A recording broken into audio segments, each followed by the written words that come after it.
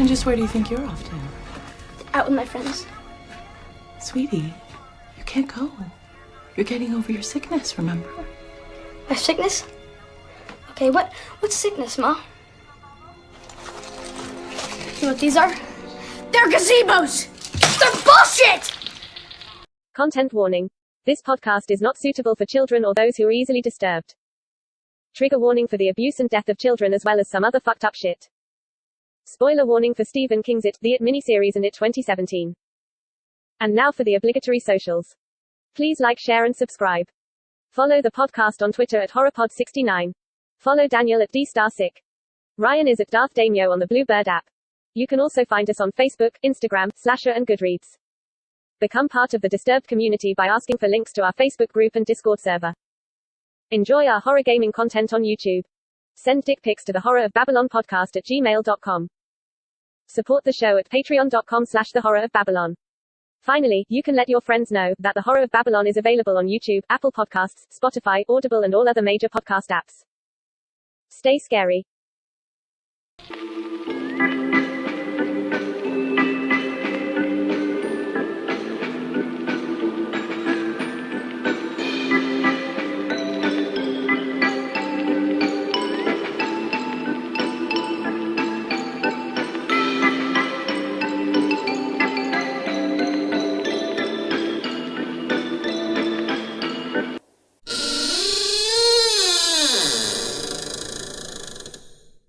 Welcome to episode 30 of the Horror of Babylon, where we are discussing the 2017 adaptation of Stephen King's It. I am Ryan, and with me as always is Daniel. Say hi, Daniel. Hi, Daniel.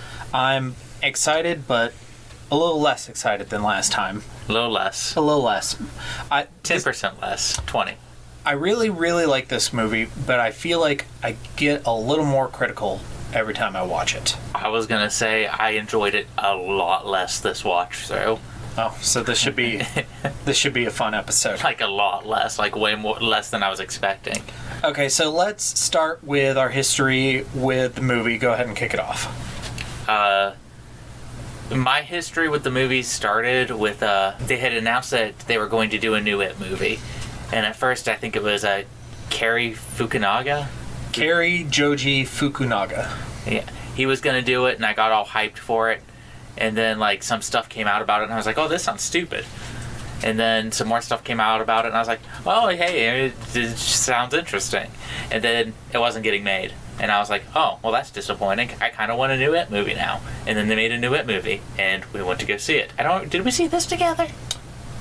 No, actually. I saw it twice. I saw it on opening night with Matt, which I'm pretty sure you were working because it was a Thursday.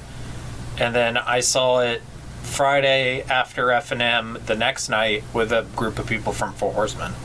Okay, then I must have gone and seen this with my ex-wife. I sat next to Ron, and he not read the book, not seen the miniseries, knew nothing about it.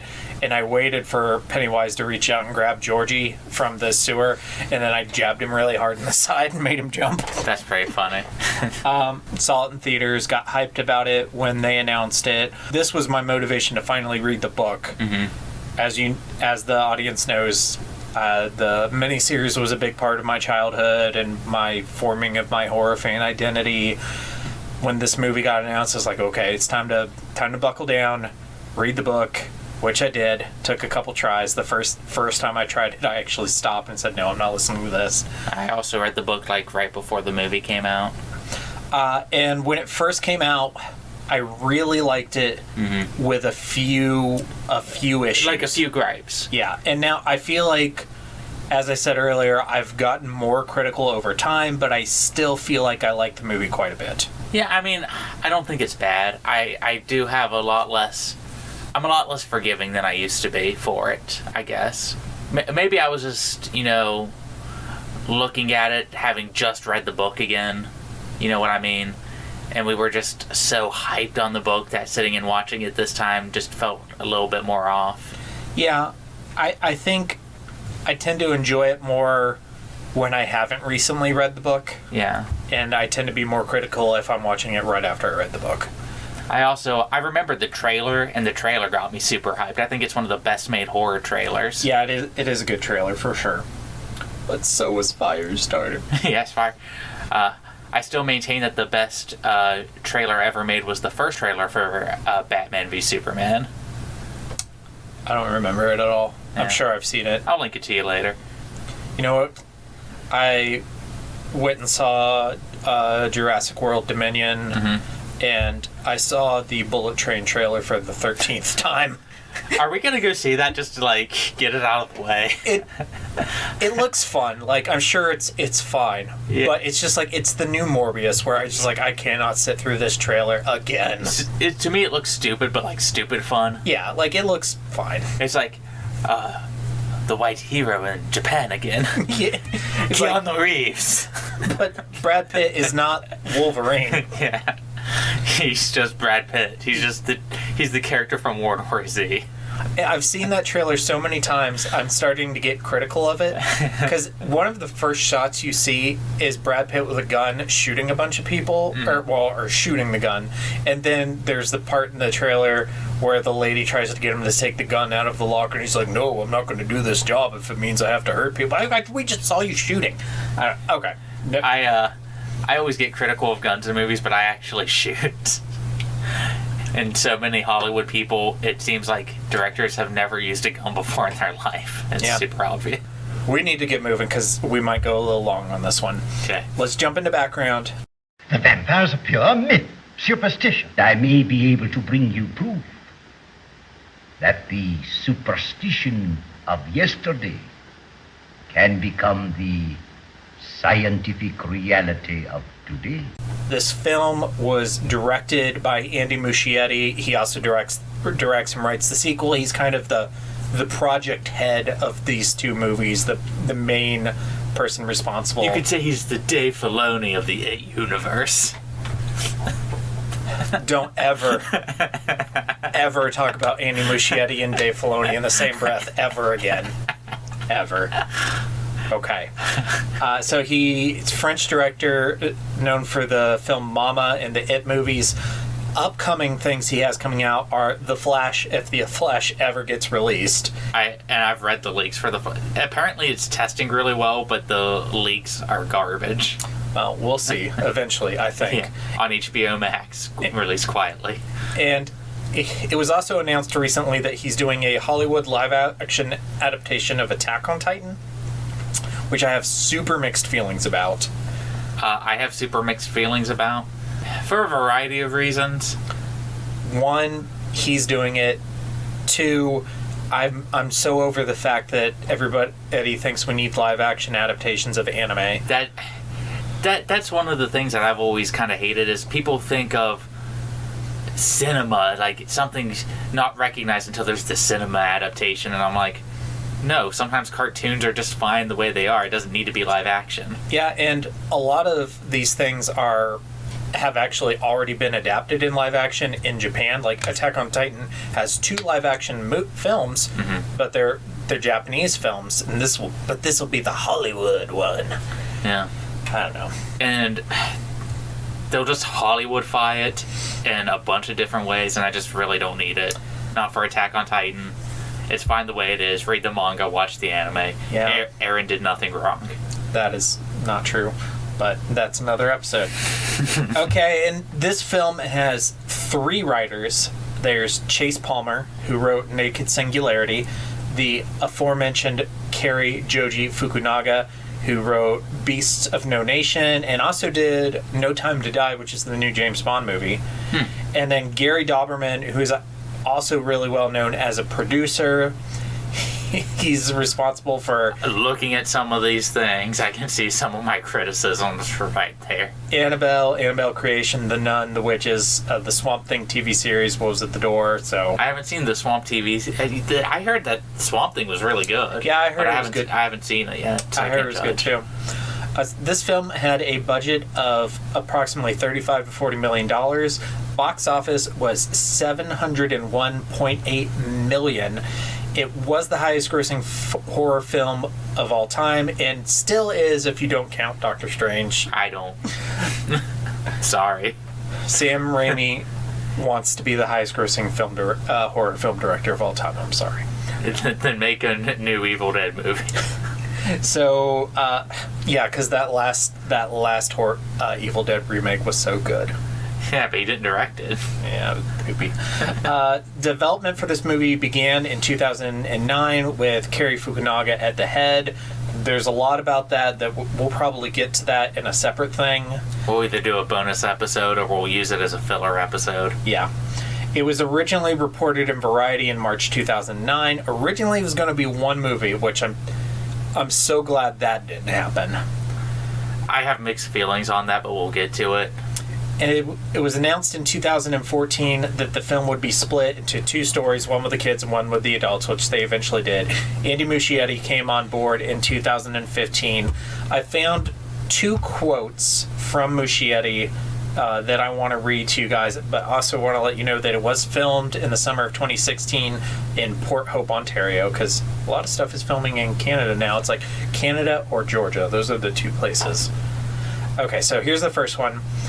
I think a great analogy is actually Stranger Things, and we're seeing it on Netflix right now. It's very much a homage to 80s movies, whether it's classic Stephen King or even Spielberg.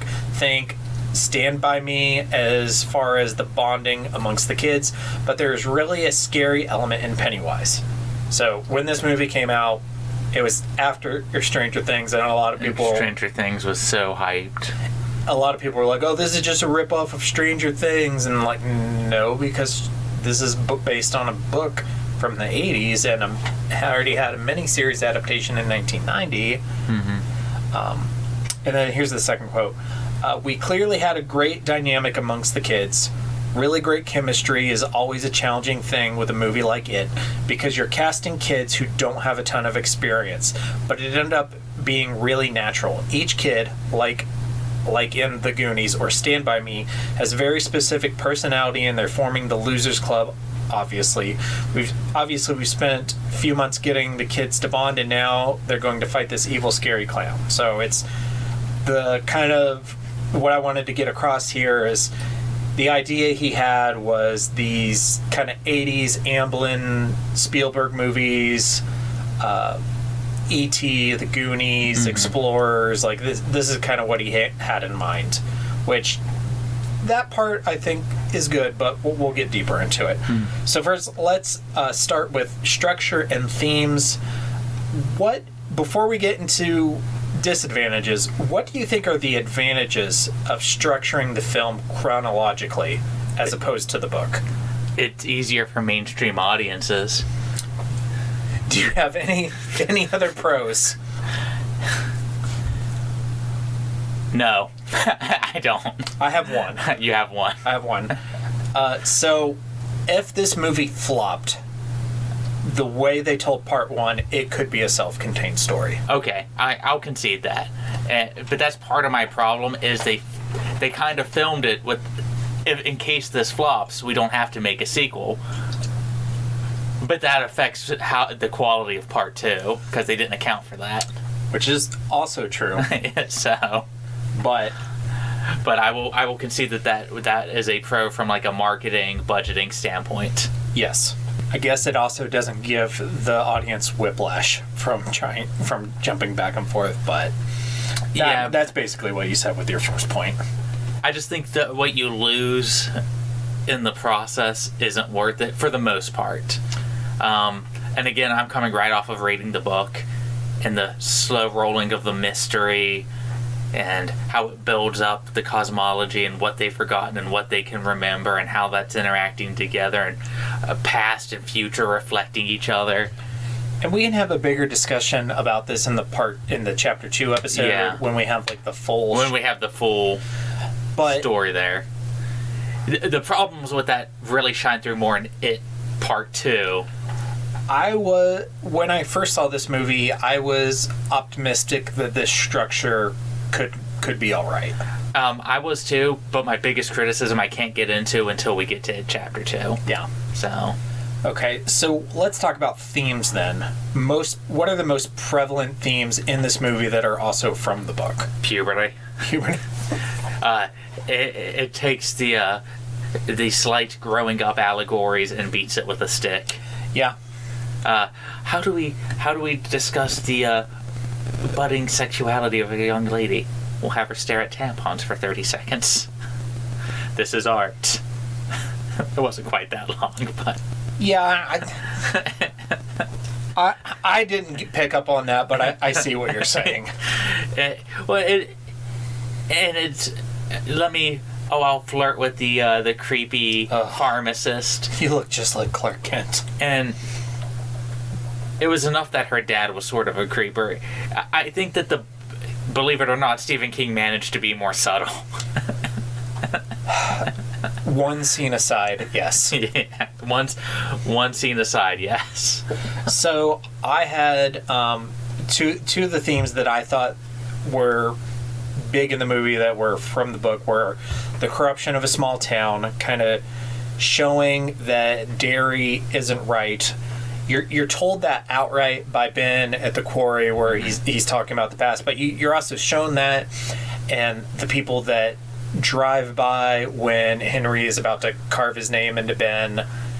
You see other examples of it throughout the town. There's Mike's story about his grandfather who thinks that dairy is possessed by something evil. Mm-hmm. It was good to see that represented and see it represented a little bit more.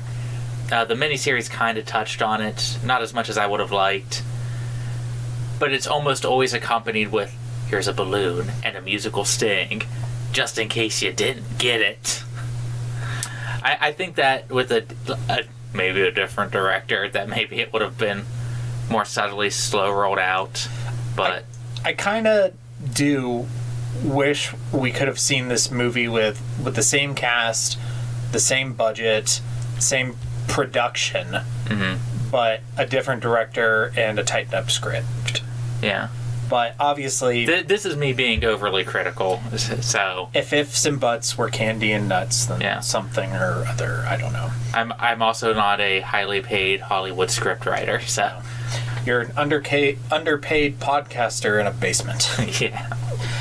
The other theme that I feel like really came through, and is probably the real strength of the movie, is the theme of friendship, mm-hmm. and the kids and them all finding each other. In this, it's a little different because in the book, they're mostly not friends with each other, with a couple exceptions, and they all find each other. And it's pulled together. Yeah. Yeah. There's already kind of a core group established of Bill, Eddie, Stan, and Richie, but then they incorporate Ben, Beverly, and Mike into that. And I think that works when you're trying to tighten up the universe and you don't want to make 8 2-hour episodes, or hour-and-a-half episodes. I was fine with that, and that gives you more time to spend on them as a group.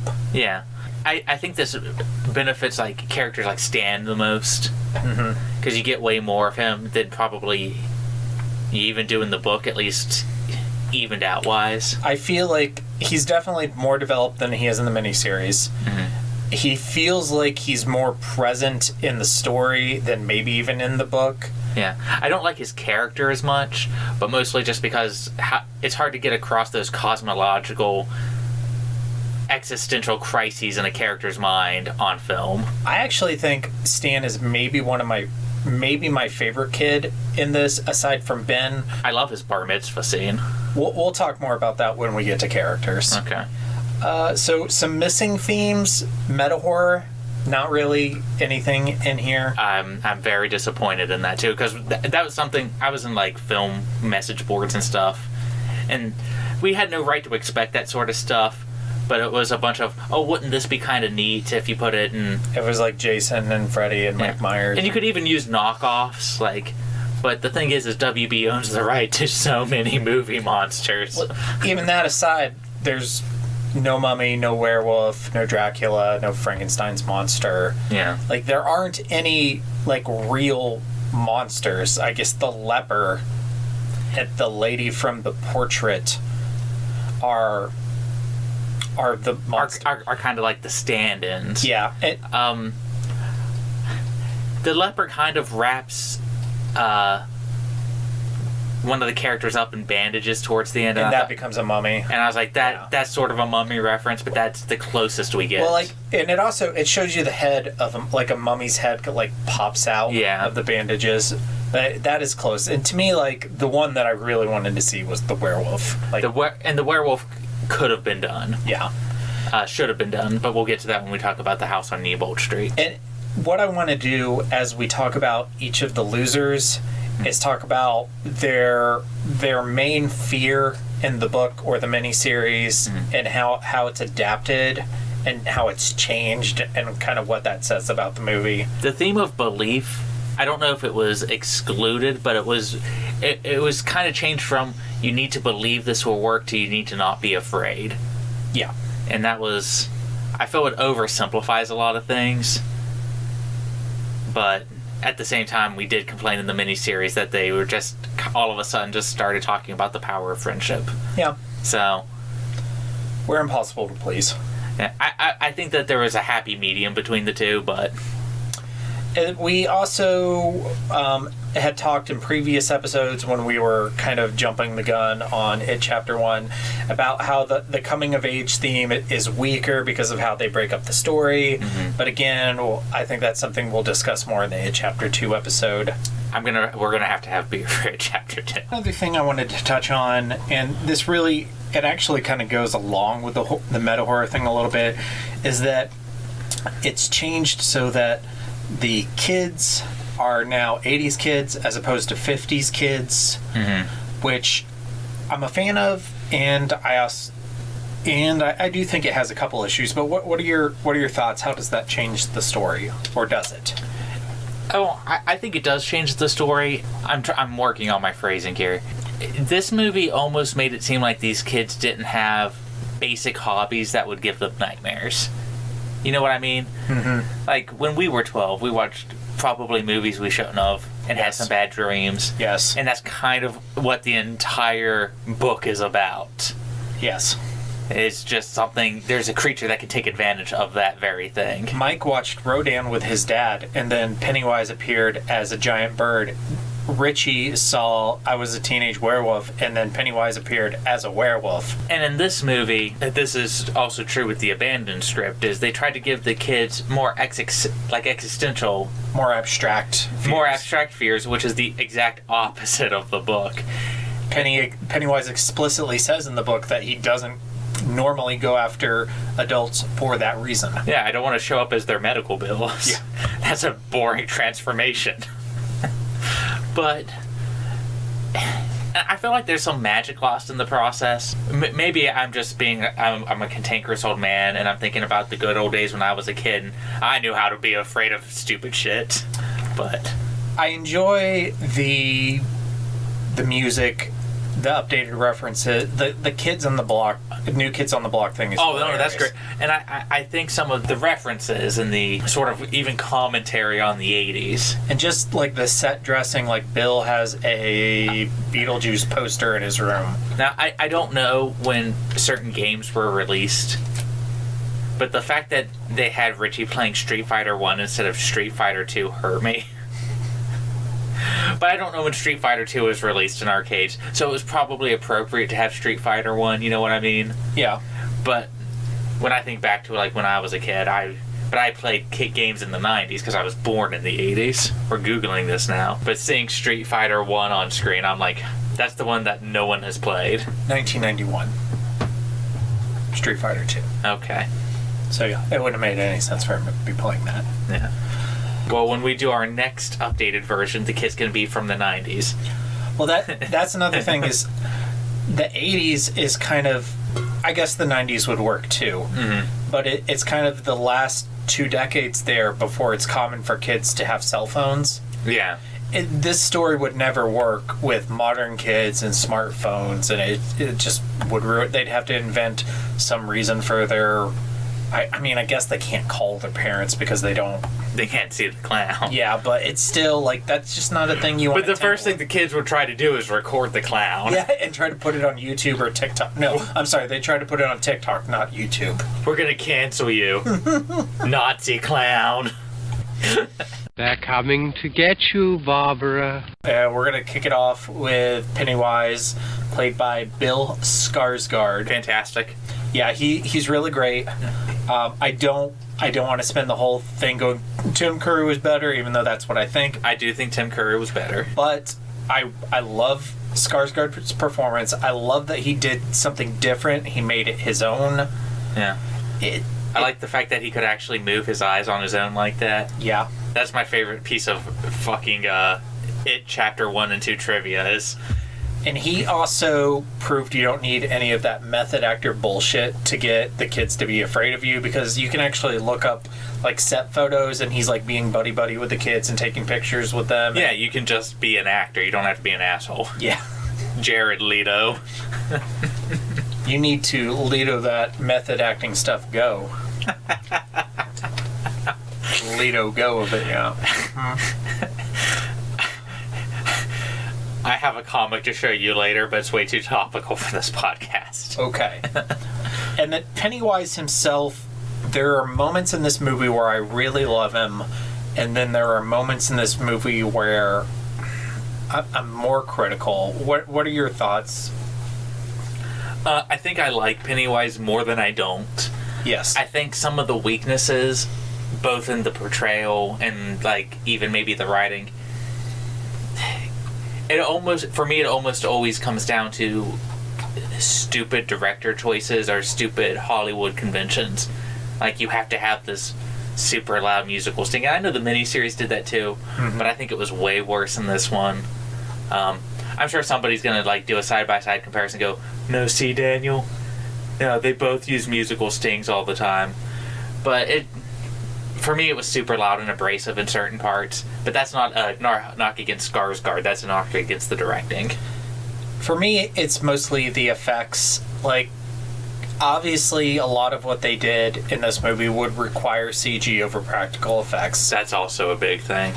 But, and then sometimes it works. And sometimes it does. Yeah. It's something, like, people will always talk about how good something looks, but they don't realize how dated it looks not even like a year down the road.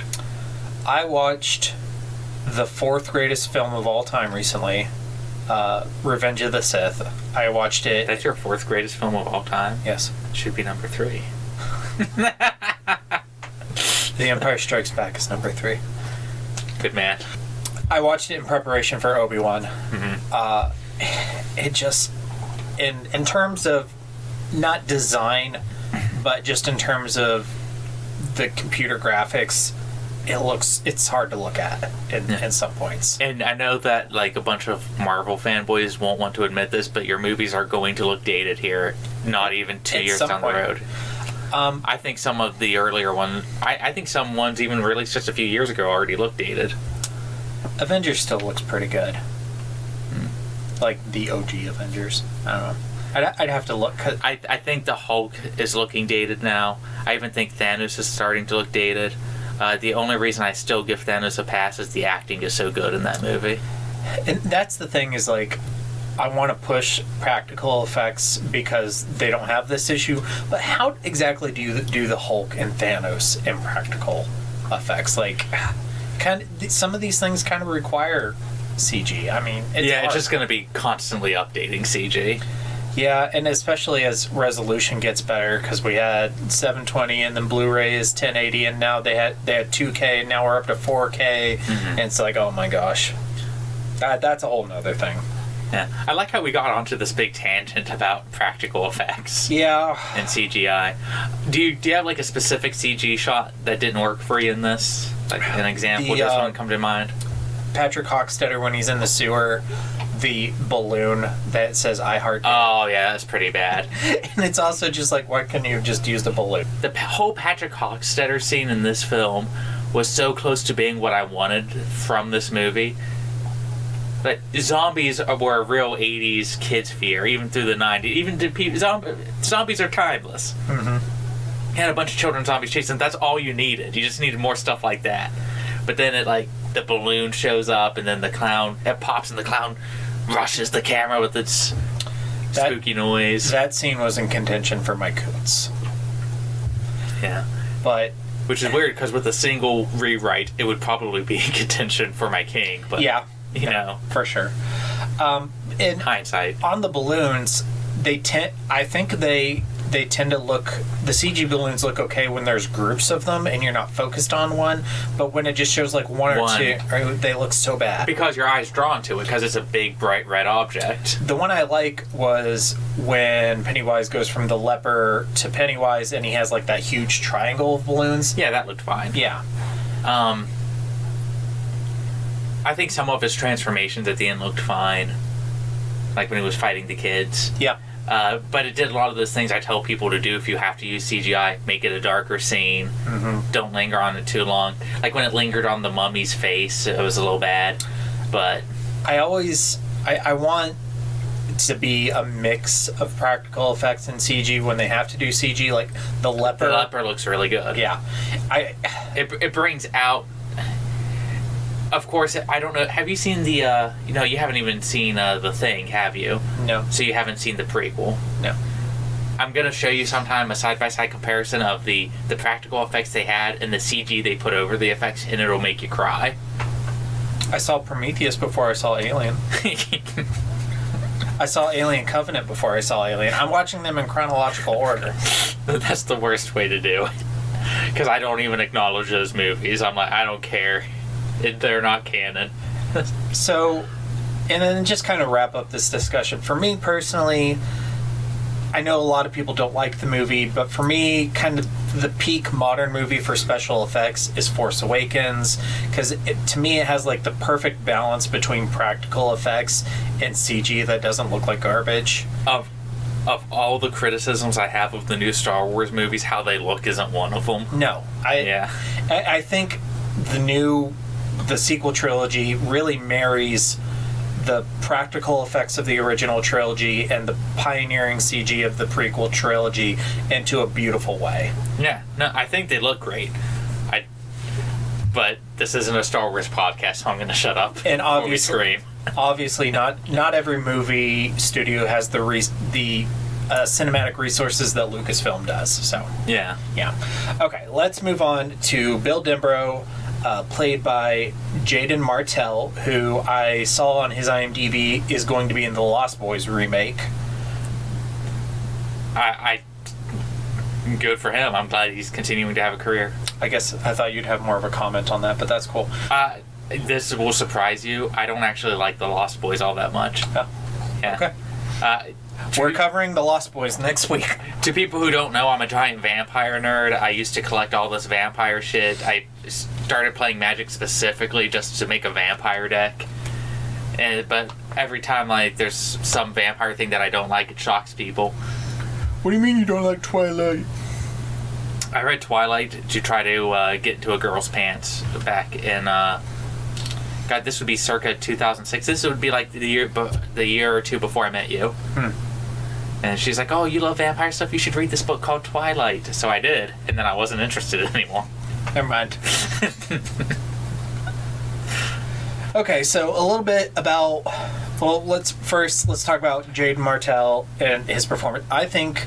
So just before we get into this, I think all of the kids are really good. Oh, all the kids are really good. I don't really want to compare and contrast the kids from the miniseries just yet. No. Maybe towards the end of this. It's so different. Like it's a total different era of acting.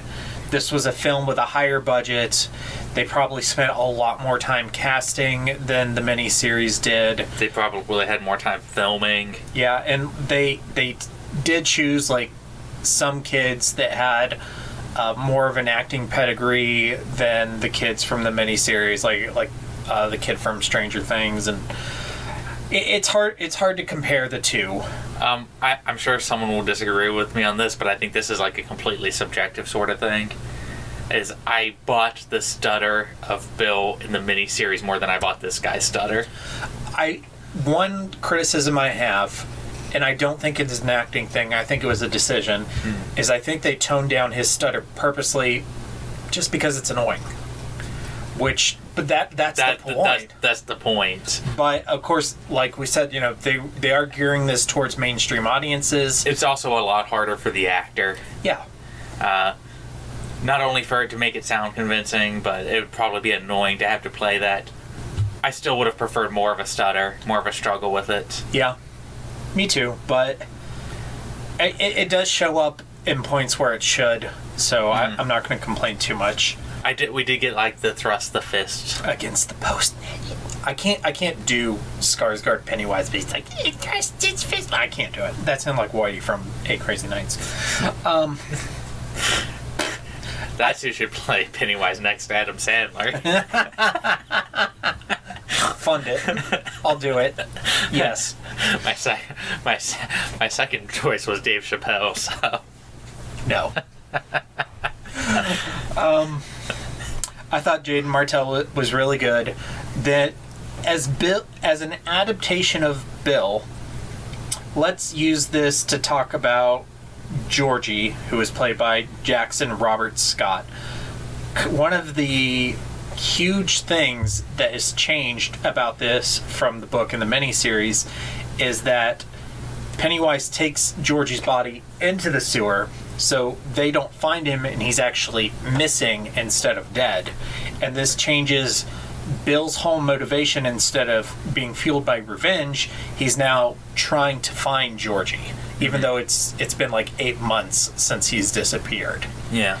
What did you think of that change?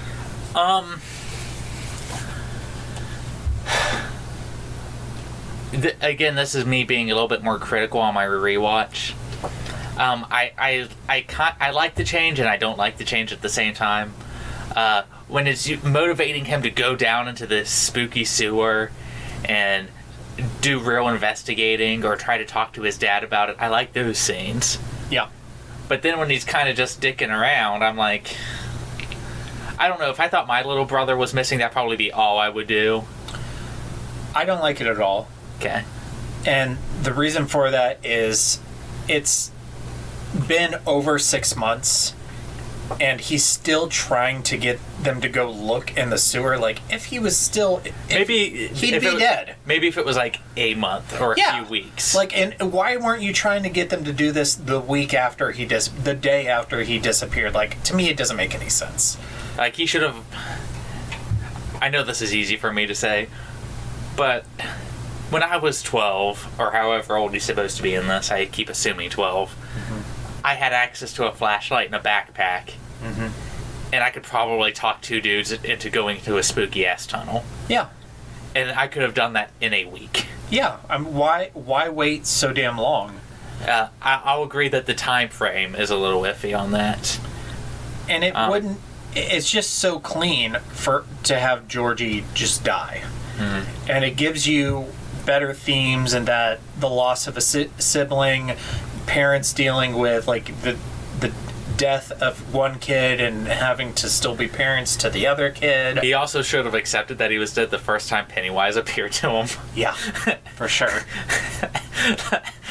He's literally like fisting the corpse of your brother and using it as a puppet. And honestly, my thought is, if they were going to go this route, they probably should have just had Georgie be alive at the end, and Pennywise is keeping him alive in the sewer, just so that when Bill comes down there, he gets to torment him with an actual living Georgie. To maybe like lure him in. Yeah. Or, you could do something like this. You reduce the number of kids that went missing, because once you get to like 3, 4, 5 kids, I'm sorry, those kids ain't alive. Yeah. Maybe if it was just Georgie, that would be a lot less threatening. Yes. But if this is the route you wanted to take, and you wanted to make it like a believable scenario, that's probably what you'd have to do. And I just don't see the motivation. It just seems like it was done to be different. I'm sure there's a reason. I don't know what it is. I was critical of that from the first. I've never liked that aspect of it, but I have much bigger fish to fry with this movie than that. So, like the literal floating. That, oh my god, that was the first thing I said when I left the theater opening night. They made them literally float. It's so stupid. Me and you had the exact same criticism. Oh my god, I was so mad. Okay, sorry. And then just some other stuff. So Zach Denbrough is played by Jeffrey Ponset.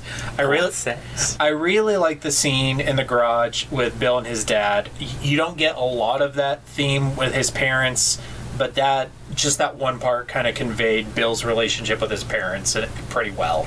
Yeah, I did like that. And I love his mom at the beginning spookily playing the piano in the rain as Georgie's going down into the basement to look for the wax. And that's right out of the book. It's really great. So let's talk about Bill's fears and how they change his encounter with Pennywise. In the book and in the miniseries, he comes at him from Georgie's photo album. Yeah. In this, he kind of lures Bill into the basement, and the basement is full of water, and Georgie is there, and then Pennywise jumps out of the water and goes, "Oogie boogie boogie boogie," after slamming the body into the water. Oh yeah, and Georgie turns into a zombie, like a corpse. Yeah, starts slowly rotting. I like that scene to a point. Mm-hmm. The "you'll float to" over and over again gets super annoying, but I did like Pennywise using even if the body's not really there, but using it as a puppet to mock a kid. That seems very Pennywise to me. And it doesn't change Bill's fear too much because his whole thing is his brother. Yeah, it's in line with it. What it kind of takes away is a sort of, but this is when you have to condense character relationships, is slowly pulling Richie in and saying, "Can you look at this weird thing and tell me I'm not crazy?" I think that Bill and Richie's relationship is played down a lot. Yeah. Not completely. I think it's played down across adaptations and even maybe even a long discussion, because every time I listen to someone else's podcast, I don't think they harp on it as much as you and I did. I guess now that you're mentioning it, they do have more of a relationship in this movie than they do in the miniseries. Yeah. So that is an improvement. But they also added Stan into the mix. Yeah. So it was a trio, the Three Musketeers. Yeah.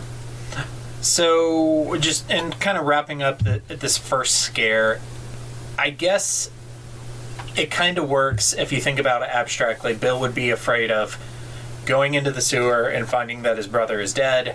So he's kind of going down into his basement, which is filled with water, which I guess is supposed to represent the sewer. Mm-hmm. And he finds his brother who rots into a corpse. So that's what Pennywise is going for. Again, it's more abstract than the monsters that we get in the book. Yeah. I think it works a little better with Bill, though. I like this one. This one gets a pass for me. Especially because when you have to cut down on time, it's hard to have him and Richie go to the house in Nailboat Street first, yeah, and then see a werewolf, and he has his dad's gun, and then he'd go back to the house. You would have needed 3 movies for all this. Yeah, at least. I still say 8 hours. Miniseries is the next adaptation. Netflix. Okay, so we are going on to our next loser. We're going to discuss them in the order in which they appear in the movie. So the next one is Mike Hanlon, played by Chosen Jacobs. This is one of my big criticisms. Me too. I was way more critical of this than when I first saw the movie. And that directly comes from just having read the book and Mike slowly becoming my favorite character. They pretty much took everything that made Mike special and removed it. And it's super sad because this kid seems to be a pretty good actor. No, the kid didn't do a bad job. Just everything that made Mike special, they spread throughout other characters. They kind of gave him you got to be a man on this farm, and your parents aren't here to raise you, but I'm here to raise you. But some characteristics of Child Mike from the book. He's the historian of the group. They give that to Ben.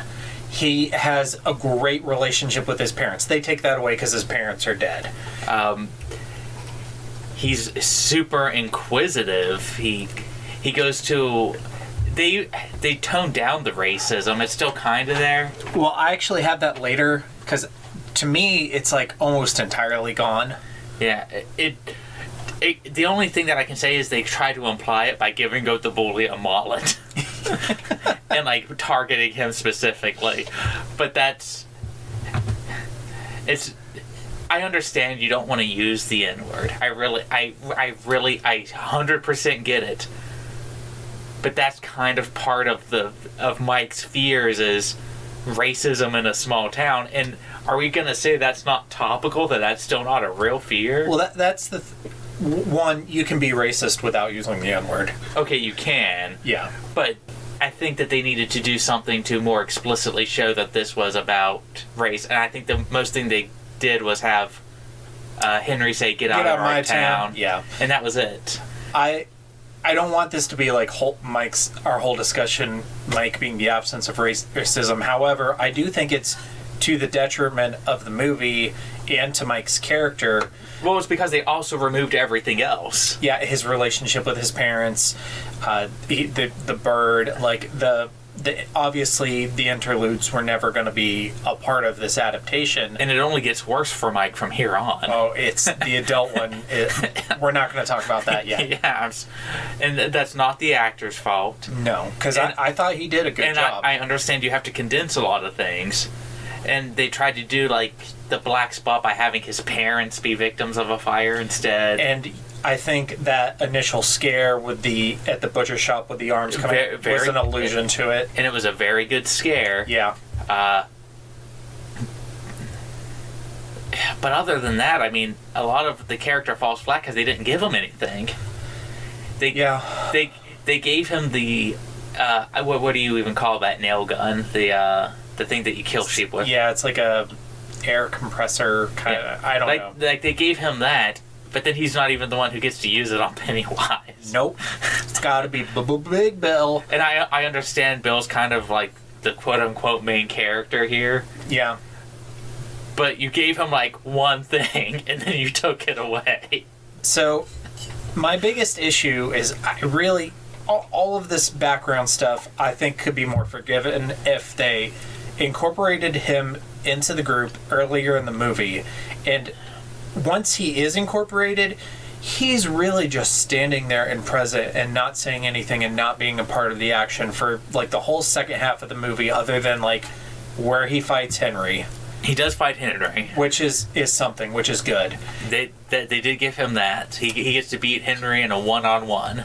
If it were me, I would have incorporated him into the Losers Club earlier in the movie. Mm-hmm. And instead of all the crap with the farm stuff and his grandfather, I would have developed a little bit more of the history between his family and the Bowers, give them more of an antagonistic role.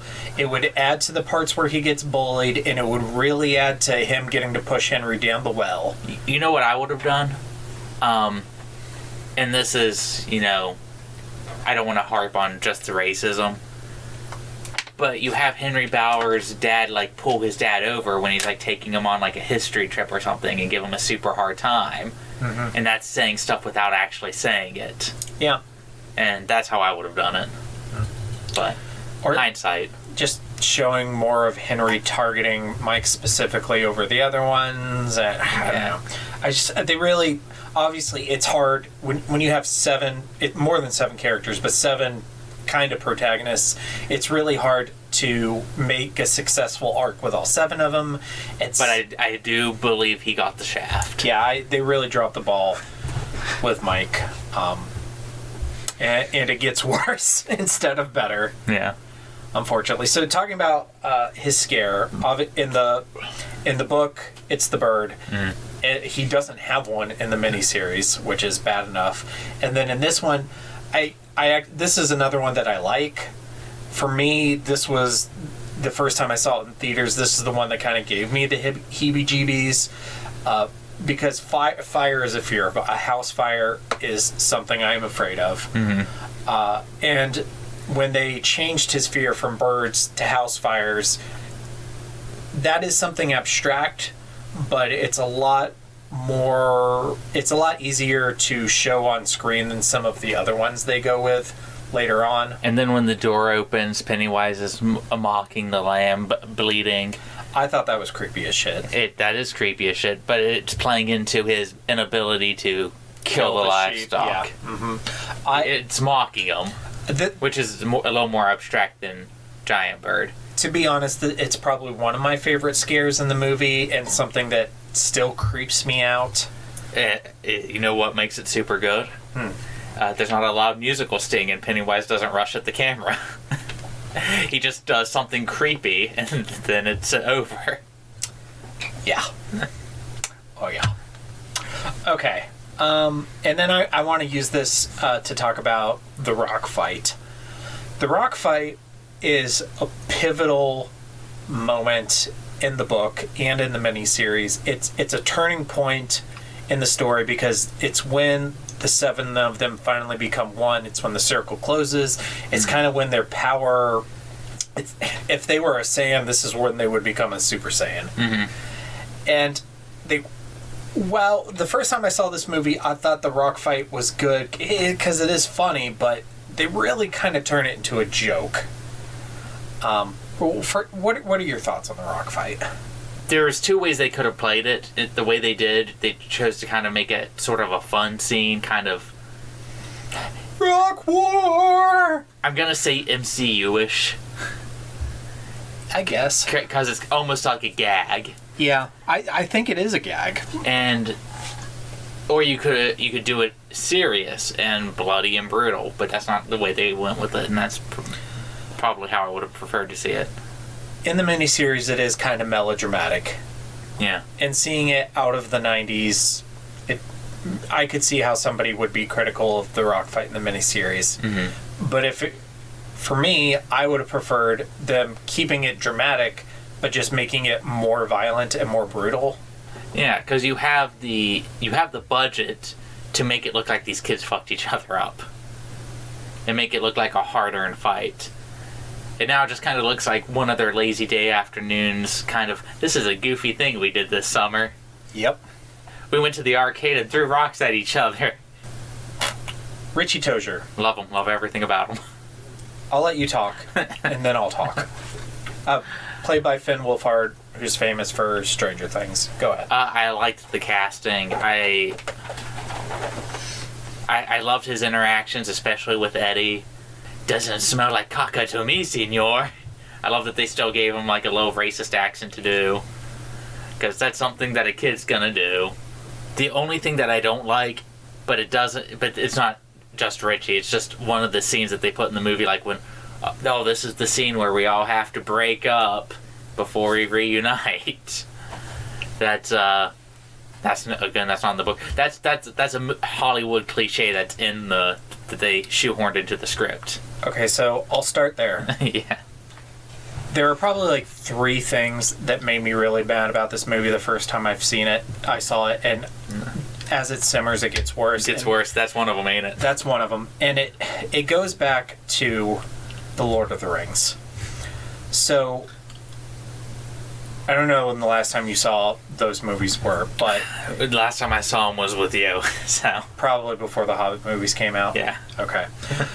So, in Return of the King, as Frodo and Sam and Gollum are sneaking into Mordor, there's this part where Gollum tries to turn Sam and Frodo against each other, and he like throws the food over a cliff, and he sprinkles crumbs over Sam's cape so that it looks like Sam ate all the food.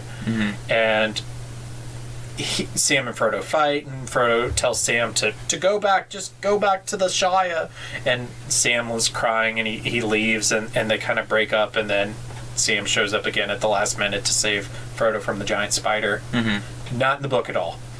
And in the book, Sam and Frodo's relationship is literally unbreakable. Gollum cannot turn them against each other. Yeah, it's a Hollywood convention that you shoehorn into stories. And I fucking hate it. Yeah. So I understand conflict is the essence of drama, but is not a clown that will literally kills and eats children. Not enough conflict. That's the conflict. I cannot stand that shit. It is one of my biggest pet peeves. It's literally in every romantic comedy since romantic comedies were a thing. But now it's in everything. It's in the Avengers movies. There's always that. Oh, okay. The only one that I think it works in was Civil War, because that's the point of Civil War. I mean, that's the whole point of Civil War. So yeah, that is an ideological conflict that's built up over the film. And actually, with Civil War, they don't get back together. Yet. So, and that's what makes it work. And that's one of my few criticisms of Infinity War is you never get that reconciliation between Steve and Tony. And then they only come back together because it took Bev. Yeah. Well, which is my other. She is the pretty one, so we better go. All right, we're gonna save that for Bev because that's my other thing. But that's not a criticism of Richie. Again, that's a criticism of the script. Do you want me to criticize Richie? You can criticize Richie. He's my least favorite by a lot. Really? And I dislike him more every time I watch it. And I'm tired of people just talking about how funny he is because I don't think he's funny. You don't think he's funny? I don't think he's funny. You know who's funny in this movie is Stan. What? Why do I have to be the lookout? What do you want me to do if Bev's dad comes home? Do what you always do. Start talking. I think, but at the same time, I think it's kind of a good adaptation of the character. Because he's not supposed to be funny. He's not supposed to be funny. He's supposed to be annoying. He thinks he's funny. And he's literally me. I do like Finn Wolfhard as Richie Tozier because he's annoying and Richie is supposed to be annoying. But I don't like him because I don't think he's funny. I think it's annoying. The whole Derry was founded as a beaver trapping town, and it still is. Am I right, boys? Like 12-year-olds don't talk like that. No 12-year-old is that witty. And all the jokes about how big his penis is, like, that's stupid. I hate it. I don't like it. That does remind me of something that a 12-year-old would say. I guess not the 12-year-olds I hung out with. I don't think they would have been that quick, but they would make, hey, look how big I am jokes. Yeah, that's the thing is, so we did say, like, dumb crap like that when we were kids, but the timing was never that good. Mm-hmm. We weren't nearly that witty. Obviously, I don't think that every movie kid needs to be written completely accurately. If you have a good script, you should let good actors do good things with it, but I guess I don't think he's that funny. I think he's more annoying than funny, which, yes, that does come off as a good adaptation of the character, though. I think Stan is way funnier. The hardest I laugh in this movie every single time is when they all throw their bikes down in the road and Stan puts down his kickstand. That's the funniest I laugh the hardest I laugh every time. I do think Stan was the most improved. Yeah. And also, he only does a voice 2 times in the entire movie. I would have had him do more voices. To me, like, that's Richie's whole thing, and they just almost completely excised it. Well, it's because he's not going to be a radio host anymore. He's going to be a stand-up comedian. Stand-up comedians do voices. Not white ones, not anymore. The one guy, the guy who did a really funny George W. Bush, Frank something, I don't know. He did voices. I know who you're talking about too. He's actually pretty funny. Yeah. I was gonna say Jeff Dunham, but yeah, Jeff Dunham, he's literally Richie. Yeah. He's everything Richie wants to be with puppets. Yeah. Oh my God! How did we not see it? Third adaptation is he's going to turn himself into a ventriloquist puppeteer stand-up comic. Oh, I was going to turn him into Joe Rogan. No. But instead of, doing huge shows at stadiums, he has a video podcast. Yeah. Or if I was going to, modernize the script, I'd probably make him a YouTuber in the future. Yeah. Doing, super annoying voices to keep kids' attention. He'd be PewDiePie. Or something like that. Something along those lines. And we talked a little bit about how it downplays his relationship with Bill, but it also is an improvement over the miniseries. And there are a few things, like one, their fight and how they get back together. And Richie is the first one that Bill goes to after Beverly gets kidnapped. Richie is the only one of the four that follows Bill into the sewer towards the beginning of the movie. Stan and Eddie are like, I ain't going in there. Yeah, a bunch of pussies. Well, I wouldn't have either. That's gross. But it's not... I don't know. I feel like... It's not what we want. Exactly. Let's just be honest. Again, we are coming right off of reading the book. Yeah. I don't know. Fucking Richie. Okay. Eddie Kaspbrak, played by Jack Dylan Grazer, who was the kid from Shazam, who's super cool. Shazam! He was also in Luca and Ron's Gone Wrong, and he's going to be in Shazam: Fury of the Gods. He was the character with the crutches, right? In Shazam? Yes. Okay. Yeah. Really, really love this kid. He's really funny. I loved him in Shazam also. Yeah, for sure. He's a good actor. So, it feels like a different interpretation of the character, but to me, not a bad interpretation. No, it's not a bad one. He's probably my favorite out of these. He's up there. He's a lot more in your face, a lot more smart alecky. He's less reserved. He's less reserved, but it comes off as more neurotic. And he still retains all the isms that Eddie has. Yeah. With the inhaler, with his mom, with the pill. Actually, they change it from an inhaler to pills. Yeah. In this. You got to take your pill, Eddie. Which it's the same device. Yeah. It's a placebo crutch. And he's other than Bev, he's the only loser who gets the almost exact scare from Pennywise that he has in the book. I like that he writes lover over loser. Loser, yeah. I don't know. I find that cute and charming. No, I like it. I like it as well. I'm not gonna be a super hater like I was with Richie. I'm sorry. Yeah. Probably just lost like 50 subscribers. It's like, oh, he hates Richie. Shut up. I'm allowed to have a hot take every once in a while. Some changes. He doesn't have like the Bill hero worship that he has in the book and in the miniseries. Of course, that not just with Eddie, but with all of them. It seems like that's kind of something they take out. Yeah.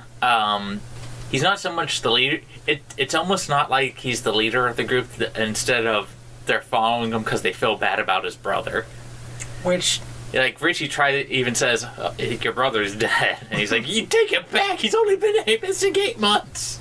And there's a man-eating clown that we just saw. But he's fine. Yeah. And I feel like they play up Eddie's relationship with Richie more, which there's a reason for that, which we'll talk about when we'll get to chapter 2. Can't wait to hear your thoughts. Yeah, I have some of the hottest takes. And I actually think I have hot takes too, but probably different hot takes than you have. Yeah. But we'll get to that.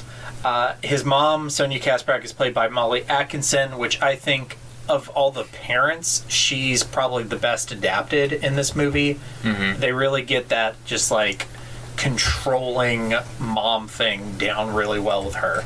Yeah. And she's probably the parent, other than Bev's dad, who gets the most screen time in this movie. She does give me nice Gilbert Grape vibes. Yeah. Oh my god, she fell through the floor. You're welcome.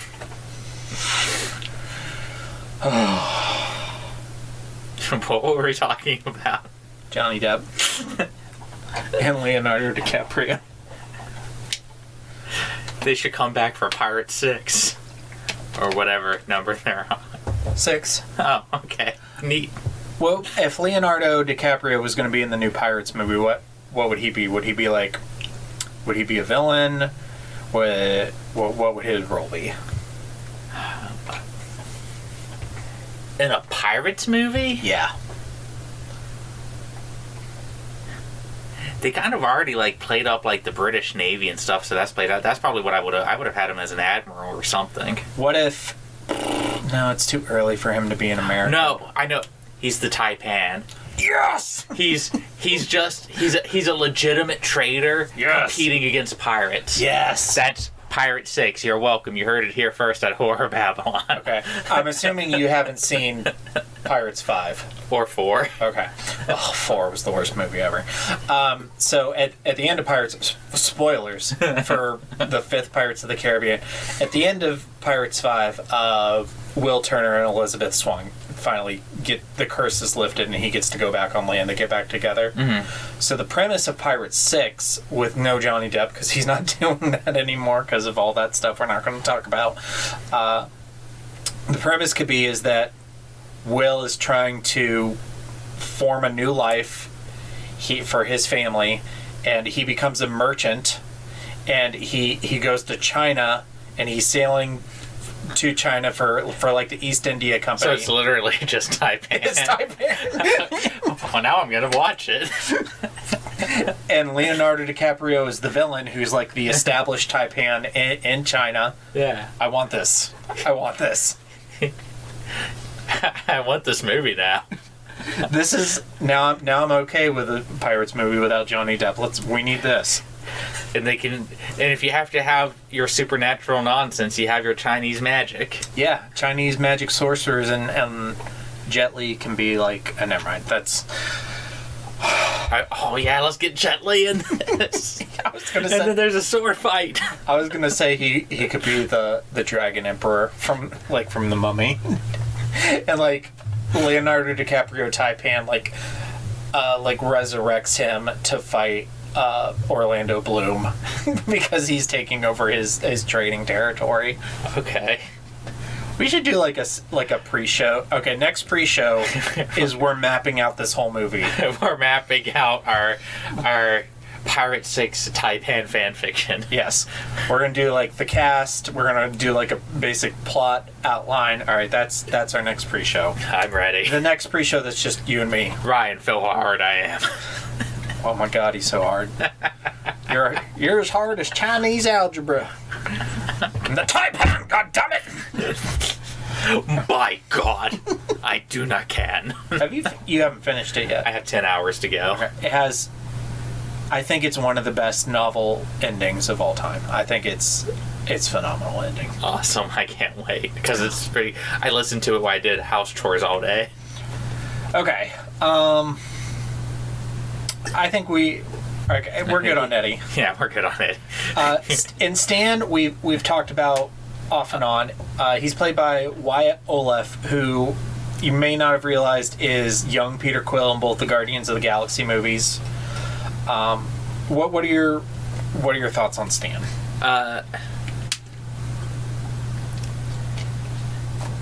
Okay, I'm going to break this up into two thoughts. He has one of the best upgrades in terms of like screen time and characterization, but at the same time, my favorite thing about him is Lost. All the H.P. Lovecraft stuff. Yeah. Yeah. And I know that's super hard to get across, so I try to let that go. That's not really something that realistically would be in this Hollywood adaptation that's geared towards mainstream audiences, but that is what made the character special. It's also almost 100% the reason he kills himself. Yeah. So, why is he the weakest one now? Is it because Pennywise sucked his face for a minute? Well, I have an answer to that, but we can't talk about it until Chapter 2, and it's one of my biggest issues with that movie. Yeah. So, I love his bar mitzvah scene. I think the Pennywise form that scares him is kind of creepy. If you're not gonna do the children, a creepy painting's fine. So, I understand it from like the Minecraftery behind that is sure lots of kids are creeped out by like a certain thing in their house or a certain thing in a place. Painting a doll that sits in the corner. Right. So it makes sense that Pennywise would use that to scare Stan. However, for me, it's not scary. It's not effective for me personally. It doesn't scare me, but I think it's fine. Is what I think it works I'd have to call it. I think it works on paper. It does work on paper. It looks a little goofy. I think, and I understand it's a painting that's come to life, so it's not going to look great. But I do think that the CGI doesn't really It doesn't translate well. No. And and speaking of CGI that doesn't translate well, I'm going to go back to Georgie for a second when his arm gets bit off. Yeah. The big fake teeth. I'm sorry, that looks bad. That looks horrible in a freeze frame, especially. Real quick on that scene, what I like about that scene is they incorporate more of the dialogue from the book. I like that. I like that there's some blood, and because I want there to be blood and viscera, but the CGI just takes me out of that specific moment when he bites down. I agree. I do think the kid who played Georgie is a really good actor. Yeah. I would like to see. I feel like I had something else he was in on here.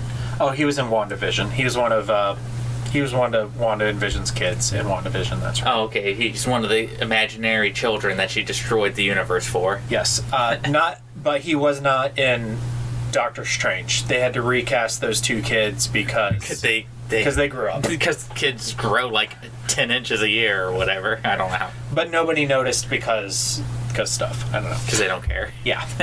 Blah, blah, blah, blah, blah. Stan. I like Stan is probably, other than one we haven't talked about yet. He's in my top 2. Yeah. He's probably my second or third favorite loser in this. It's weird to me that they made his dad a rabbi. They really play up the Jewish part, whereas in the book it's almost ironic because he's made fun of for being a Jew, but his family is not really Jewish at all. They still eat ham. They don't really do anything on the Sabbath. It says that they only really go to temple a couple times a year on special occasions. Yeah, they're really what we would call here in West Virginia, we would call them Easter Christians. Yeah. But I don't know what the term Passover Jews. I don't know.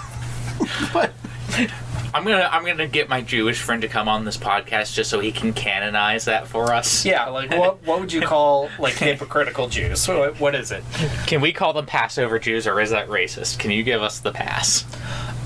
Another thing I wanted to mention, even though like they don't get into the whole H.P. Lovecraft aspect of the character, they do a good job of showing that he's still like a kid who thinks and acts like an adult and cares about he uses his kickstand. He straightens the picture on the wall that he's afraid of. He's orderly. He's always dressed nice. He has button-up shirts. And I almost feel like they were close to getting what I wanted from him onto film, but kind of backed out halfway through. So we got 2 more losers to go. Beverly Marsh, who played by Sophia Lillis, who I think is definitely one of the standouts in this movie. Also did a good job. Only gets the shaft once as opposed to Mike, who gets it constantly. Yeah. She did a commercial for Wizards for Magic Arena when Magic Arena first came out. Really? Yeah. I'll try to remember to send that to you. It's really cool, and she's going to be in the Dungeons and Dragons movie, so she has like a lot of nerd connections. That's cool. But what are some of your general thoughts on Bev? I really like her. I think they played up a lot of the. We mentioned this earlier, like the perversion. Yeah. And she even sort of takes advantage of it. With Mr. Keene. Yeah, like they make her aware of it. Yeah. Which is fine. That's her taking advantage of creepy old dudes. And this is a good time to mention that all the kids are aged up a couple of years. Yeah. They're 13 going on 14 as opposed to be like 11-ish. Yeah. I think one of the best scenes is when she's just sunbathing and all the guys are just staring at her. Like, that just reminds me of something that would happen if a girl hung out with my group. No girl would ever hang out with me and my friends when we were like 12, 13 years old. So, but yes, that would have happened. We would have totally been staring. I was called, quote unquote, a safe boy. People don't call me that anymore. I don't know what that means exactly. That I wasn't going to get someone's daughter pregnant. I was a pussy. So this would be like 7th, 8th grade. Mm-hmm. We mostly spent lunchtime giving each other Gundam trivia questions and talking about Dragon Ball Z and Inuyasha Rurouni Kenshin and Yu Yu Hakusho were really big at the time. I was a lot more of an outcast. I usually just played my PlayStation by myself. But I did have a few church friends. A few of them were girls. God, I hated church. I got to go to a lot of, they did swimming pool trips up at, like, the Wave Tech for church. So, I'm like, is this supposed to be a lesson in temptation? I don't get it. Daniel, why don't you go over to the slide with us? No, I need to stand in this water for a couple more minutes. No, come out of the water. Walk over to the slide. No, I need to stand here for just another minute. Can you go away? Yeah, no, something exactly like that has happened. I'm sure. So let's talk about her scare. Her scare is mostly the same as it is in the book, with the blood coming, the voices and the blood coming out of the sink. What's different is that we see her earlier in the movie when she's upset about her dad cutting her hair and her hair going down the drain, and that's kind of representing she's upset about these things she doesn't have control over, so she's cutting her hair because that is something she has control over.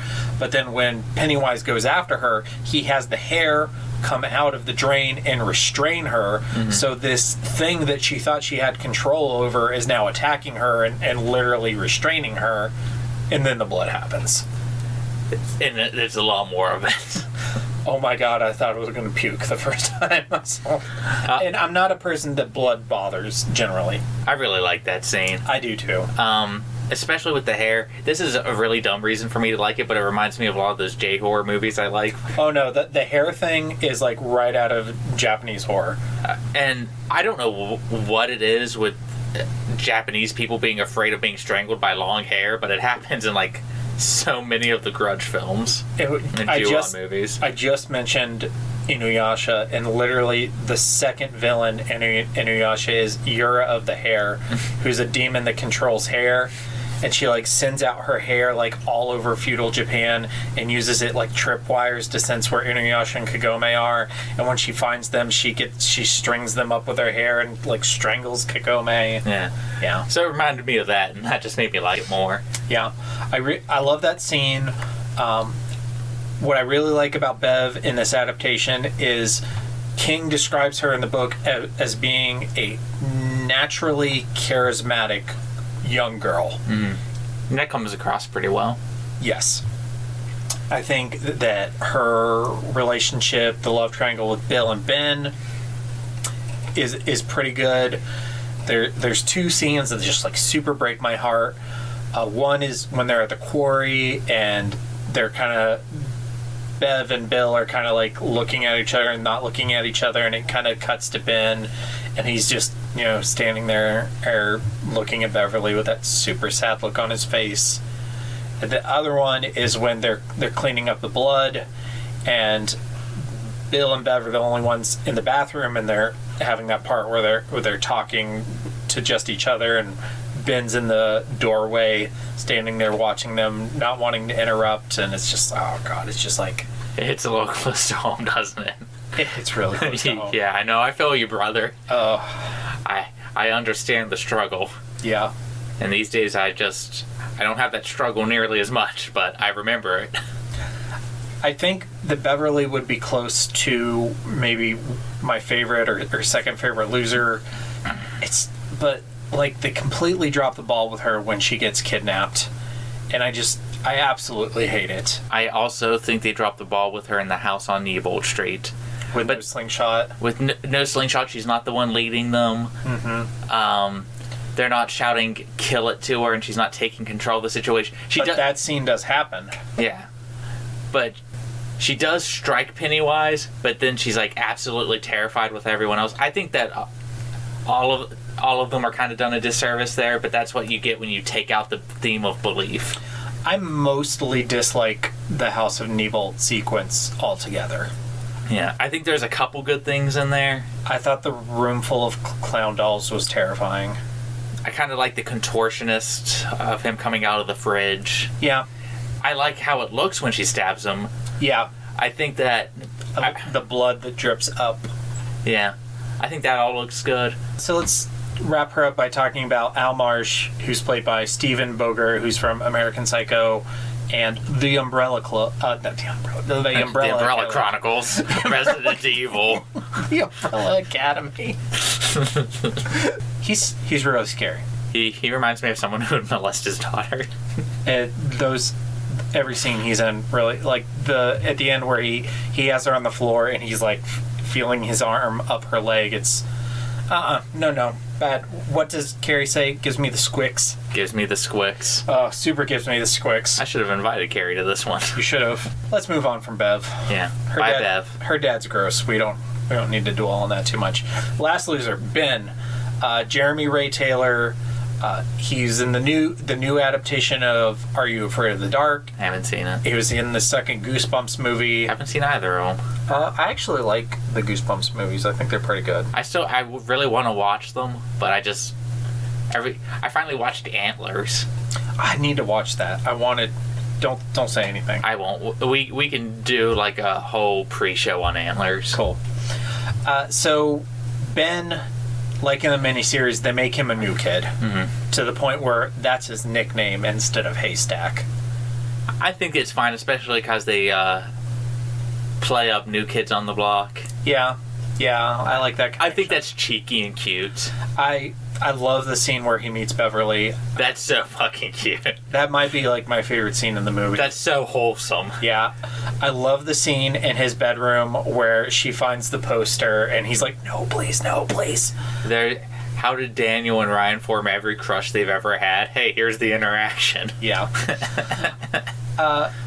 Some more changes. There's really nothing about his parents, nothing about his relationship with food. He's just a fat kid, which I don't like, but I guess kind of works. Like they don't take their time to establish all of their problems with their parents in this movie. I think they could have established his problem with food as a coping mechanism, and they don't even. Would have been easy, but it could have just been. Like, whenever something stressful happens, show him grab a Twinkie out of his pocket. Maybe people would have interpreted that as fatphobic these days. I don't know. Yeah, I think it's close to why a lot of the racism with Mike was left out. Is these are things we're not as comfortable talking about these days. Such as another example being me always going back to Star Wars. Boba Fett's ship is no longer Slave One. It's always Slave One to me. I mean,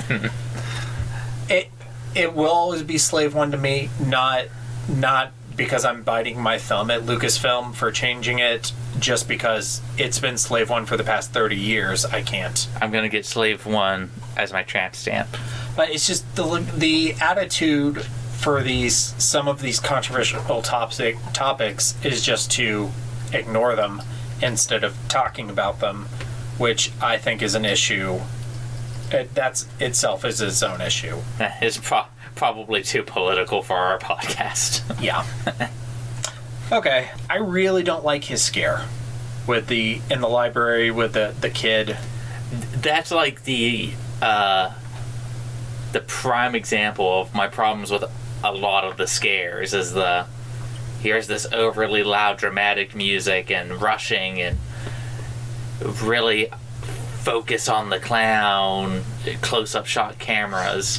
The scariest part I thought was when he turns around and you see the kid on the stairs and there's like no music and then he steps down and he has no head. That's creepy, but then they ruin it with a giant loud musical sting and a overly loud chase scene. Yeah. When I think it would have been, again, I didn't make a movie that made $700 million. No, you didn't. So, who am I to say what audiences want? What I would have preferred is, like, maybe a skulking, headless child down in a maze library. He's trying to avoid it. I would have used a lot more hush sounds, and then maybe a loud musical sting as it finds him. I don't think it works. I don't think it does either. I think it kind of started strong at the beginning and then just kind of flopped. I think the stuff that works is that thing that I bitched about all those weeks ago when I was like, oh, did you see these top 10 Pennywise in the background things? Yeah. And he is in the background a lot and hidden and these like little secret shots, and that's neat. I would have focused more on stuff like that. What I really don't like about it, though, is what has been afraid of. Because it makes it seem like he saw that picture in the book, and then that's immediately his biggest fear. Yeah. Which I guess that does happen to kids. Mm-hmm. But everything else, for all the other losers, it's something that's really integral to their character. What Pennywise should have appeared as is a woman rejecting him. That happens in it, chapter 2. Yeah, I know. Okay. All right, Henry Bowers, Nicholas Hamilton, who Stephen King connection was also the kid in The Dark Tower. We'll forgive him that one. I haven't seen The Dark Tower, so I won't judge. We'll watch it after we eventually cover the books. Okay. But yeah, I think it's a strong contender for the worst Stephen King adaptation of all time. Wow. Strong contender. Nicholas Hamilton, I think, is one of probably like top 3 performances in this movie. He does a pretty good job. The scene where he goes to the mailbox and finds the knife, like the shit that he makes his face do. Mm. And one of the parts that I thought was like one of the creepiest parts was when they're in the well and they're looking up at him and he's standing over the well and he has the blood on his face and he's like, I can't even do it. He's like almost doing like a Porky Pig kind of laugh. Mm-hmm. Like I think he's really. I really liked it when he killed his dad. I thought that was an effective scene. I thought it was great. It was very realistic, but it also incorporated Pennywise without loud boo scares. I loved all the kids on the TV. Mm-hmm.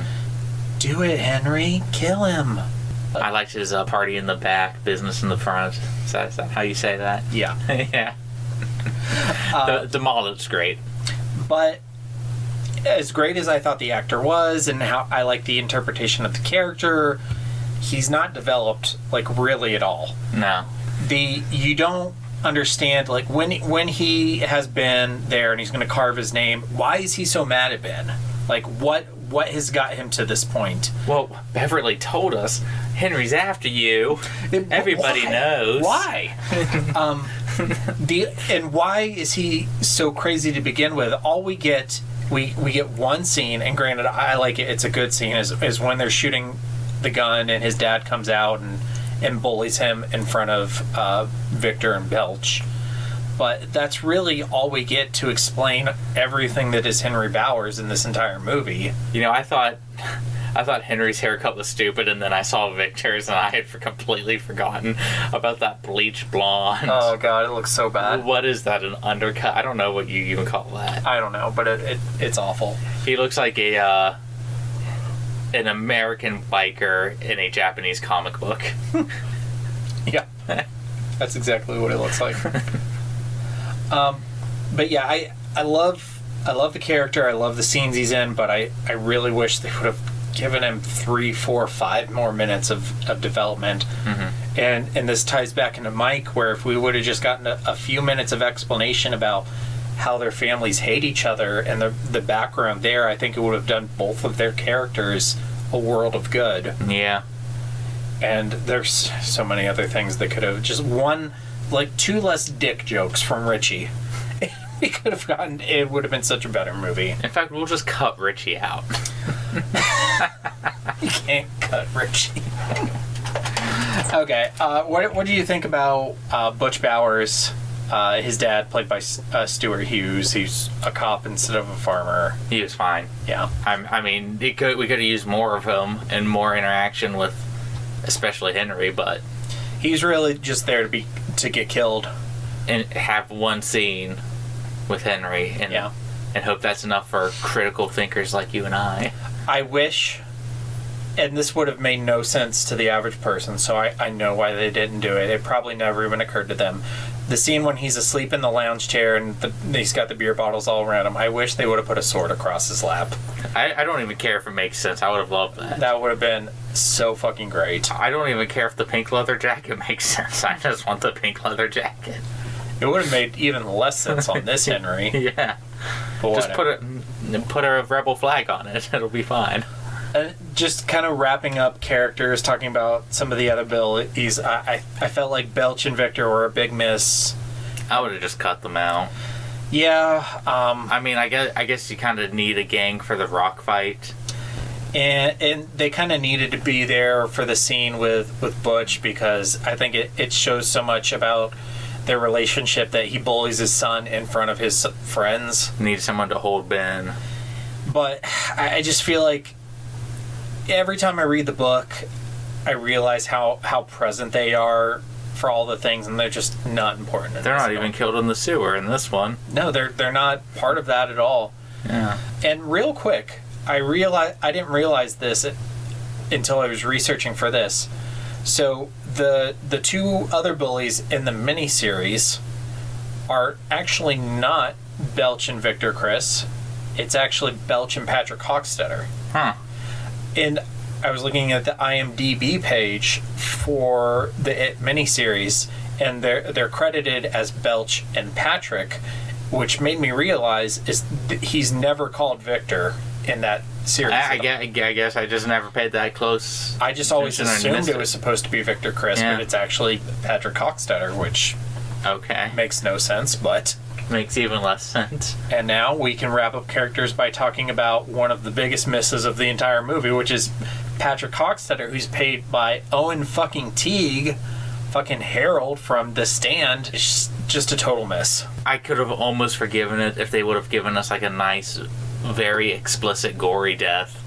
But we didn't even get that. It's almost to the point where they just shouldn't have called him Patrick and just should have had him be somewhere else. I really wish they would have just had him jerk Henry off. That's all I want. I'm not into any of that queer stuff. I was only letting you touch me a little. Your mouth makes it gay. I don't even want to talk about. I mean, like, I guess it's unreasonable to think that they would take the time in this movie to do anything from Patrick Hockstetter. Mm-hmm. But I mean, we could have had one less dick joke and one more jerking off scene.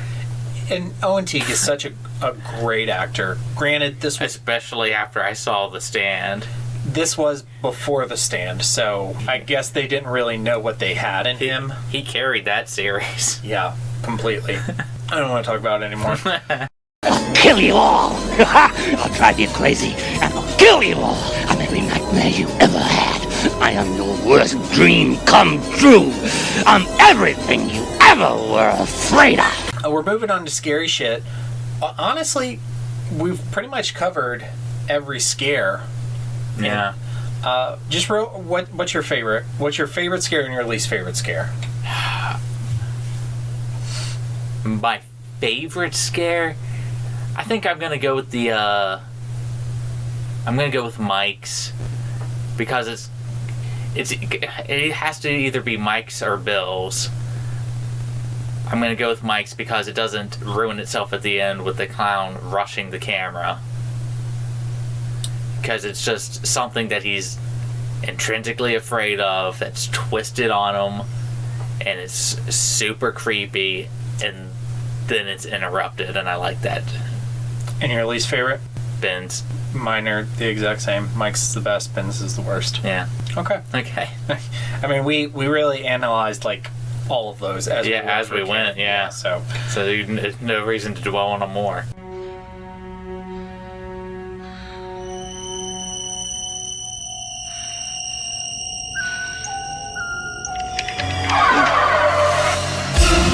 Kiss me, fat boy!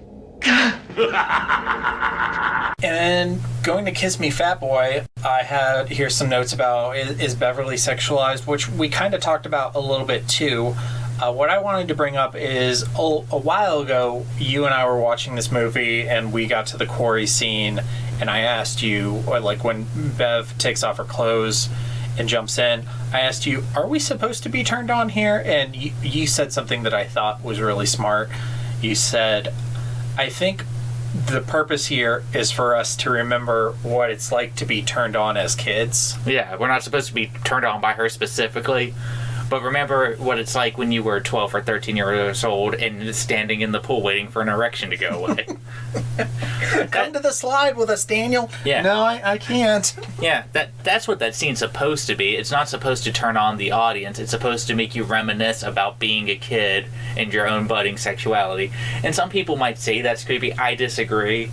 I think that you're allowed to remember stuff like that and reflect on stuff like that and how that shaped you. It's weird to me that they admit all the racism. They don't talk about how Ben is a fat kid, but they're willing to show this 13-year-old girl in nothing but her bra and panties, and have all these guys ogle her, and then also imply that she's being sexually abused by her dad.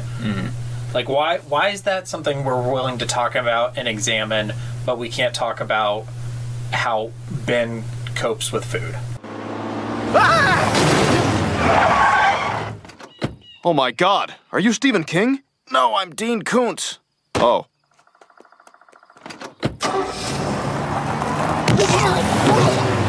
All right, let's go to King's and Koontz. Let you start off, because we still have our Dreamcasts to get through. Okay. My king is when Eddie says it's a gazebo. I've been referencing it since we started reading the book. It just makes me laugh. It makes me laugh every time. My Koontz is the overuse of jump scares. I think that scenes that had some genuine threat to them are underscored by that a lot. It's very Hollywood, and it annoys me more every time I watch this movie, and I like the movie less every time because of them. King is Ben and Bev, their relationship, the New Kids on the Block thing, just like super wholesome and cute. Yeah. Koontz, close second is just everything Mike. And then my Koontz is tied. It's Beverly getting kidnapped and the Losers Club like breaking up and getting back together. Yeah. Like I hate all of it. Yeah, I hate all those. The literal floating children. And that there are good things in this movie, but again, I'm being a little critical because I just came off of probably the best modern horror book ever written. Yes. Okay, so before we get into our rankings and our Dreamcast, I just want to throw out some Easter eggs. So Bill Skarsgård also plays the kid in Castle Rock, Daniel's favorite Stephen King character. And his brother, Alexander Skarsgård, plays Randall Flagg in The Stand, Daniel's other favorite Stephen King character. Chosen Jacobs, who plays Mike, is also in Castle Rock. And Owen Teague is also in The Stand, and he's also in Cell, the Stephen King quote-unquote zombie movie based on the novel. And as I said earlier, Nicholas Hamilton, who plays Henry, is in The Dark Tower. There are a couple references to the turtle, both in The Quarry, and there's the Lego turtle in Georgie's room. Eddie Cochran, the other Eddie from the book, who had his own chapters, A Tale of One of the Missing. There's actually a missing poster, like a missing kid poster with Eddie Cochran on it in this movie. And they mention him. Yeah. Richie is wearing a Freeze's department store t-shirt, which is the department store in the book that Henry, Belch, and Victor chase Richie through, which leads to him doing the Paul Bunyan thing. Bill is wearing a Tracker Brothers t-shirt, which is, of course, where they play baseball and is also a big part of Dreamcatcher. One of the clowns in the House of Niebelt room is modeled after Tim Curry's Pennywise, which I did not notice until this viewing. I missed that every other time. I missed it in all of my viewings except this time, but only because I was looking for it. It's like all the Pennywises in the background. I was looking for them. Yeah. And then in the sewer when Bill has the air gun thing that they kill sheep with. I didn't realize it until this watch through, but everyone is yelling, "Kill it, kill it, kill it, kill it, kill it." And but it's not loaded. That's an allusion to Beverly in the house in Niebold Street with the slingshot, and she doesn't have the slug. Yeah. Yeah. Beverly should have used the gun. Yes. Okay, now we got to rank this thing, and then we can wind down with our Dreamcast. Oh, boy. Our film and TV lists are getting kind of long to the point where I don't think I want to read them out every time. I'm going to read them one more time. From here on out, I'm not going to read them. We'll just say what's like above and below. Right. But for future reference, if you want to see our rankings, we have them posted in our Discord. You can hit up our social media and ask for a Discord invite.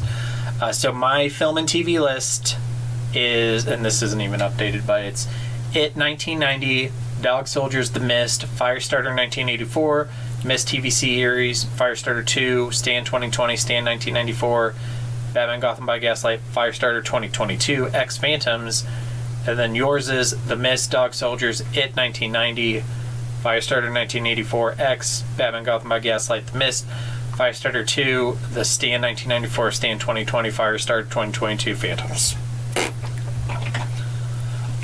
I'm still struggling to think where to put this. I am also struggling looking at this list. Okay, I got it. Oh, then you go ahead. It's below X. Okay, so that would let me I actually have a thing. One sec.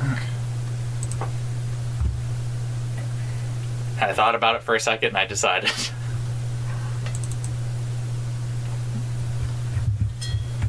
Okay, yeah, this is updated.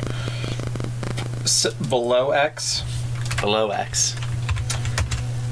Because I think that the things that it does wrong drags it down below the things that I thought X did wrong. So that would make it your number 6. Yep. Below The Mist, Dog Soldiers, It 1990, Firestar 1984, and X. Yep. And just above Batman Gotham by Gaslight. Yep. Okay. The Losers breaking up isn't as bad as Jim Gordon Batman. Or Jim Gordon Jack the Ripper. I almost like. Okay. For me, it's definitely better than everything below The Mist. Yeah. It's better than Firestarter 2, the Stand miniseries, the new Firestarter, X Phantoms. Granted, I didn't like X nearly as much as you did. Yeah. It's definitely not a better movie than The Mist. But I probably enjoy the good parts of this movie more than I enjoy the Mist. But I definitely hate the bad parts of it.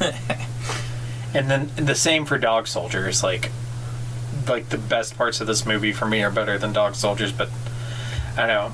I agree with those statements, but I think that the parts I don't like drag it down below these ones for me. Oh, I don't want to do this. Yeah, it's hard. I'm going to put it at number 3. Under Dog Soldiers and above The Mist. I don't know. I'm definitely putting it above Firestarter 1984. That's fair.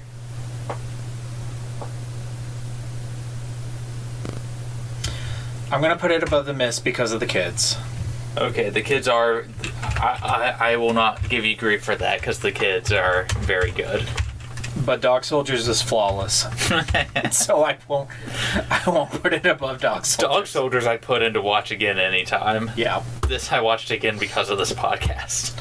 Homework.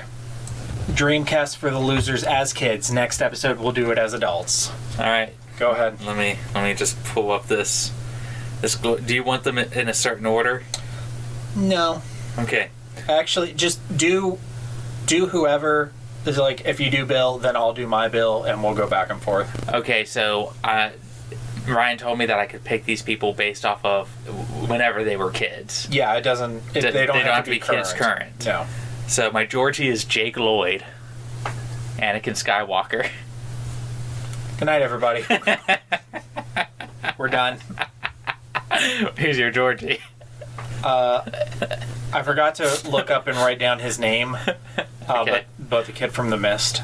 Oh, that's fair. That's good. That's a good pick. So as a kid, I hated Jake Lloyd, mostly because I was jealous, because we're the same age. Not because I thought he was bad or thought he should be bullied into a hospital, but just because I was jealous. I also don't think he should have been bullied into a hospital, but I am going to make this reference. I just want him to look into the sewers and look at Pennywise and go, "Are you an angel?"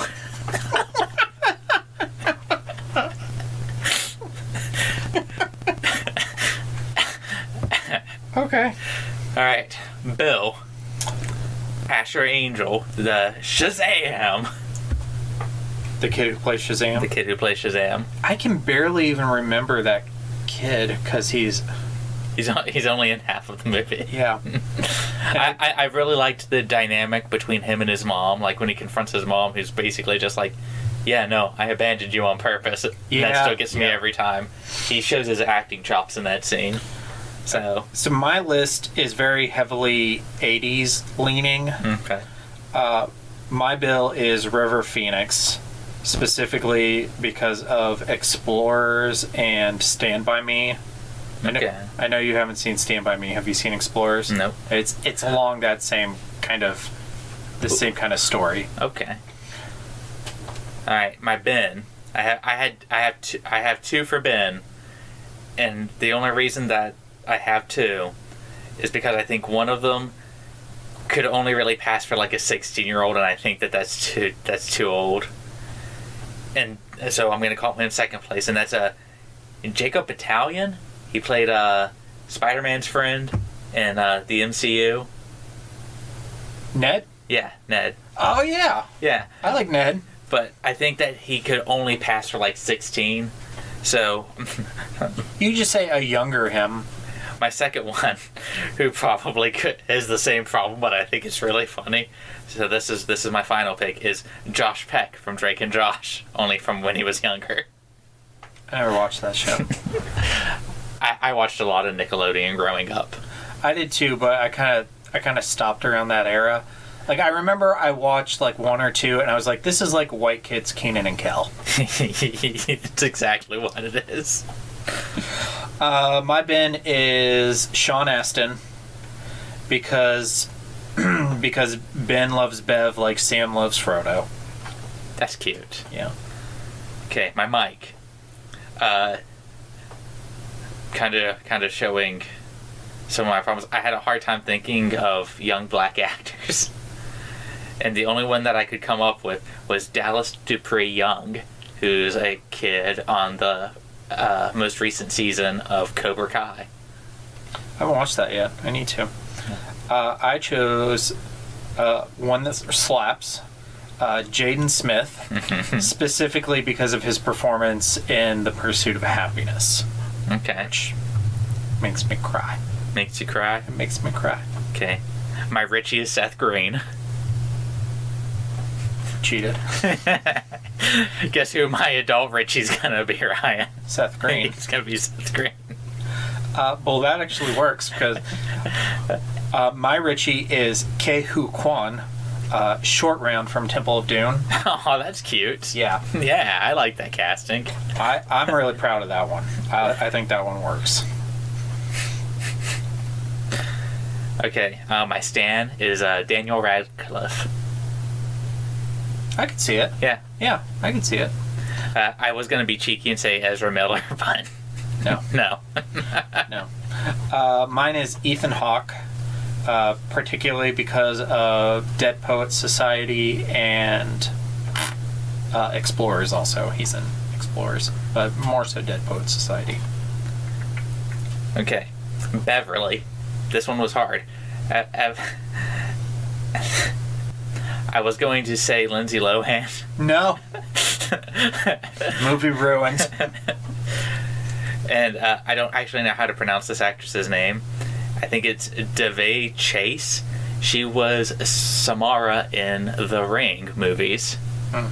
And the only reason she's on here is because she's been in horror movies that I like. I have Anna Sophia Robb. Who have you seen? Bridge to Terabithia? Nope. No. Okay. Well, she's perfect. Is she perfect? She is perfect. And I actually had a ton of ideas for Beverly. Unlike a lot of, I really struggled on some of these. But that was the one I settled on with Bev. Oh, did you cast a Henry? Because I have a Henry. I forgot to cast Henry. Okay, well then I'll do Eddie, and then I'll tell you my Henry. Okay. Okay, my Eddie is Macaulay Culkin.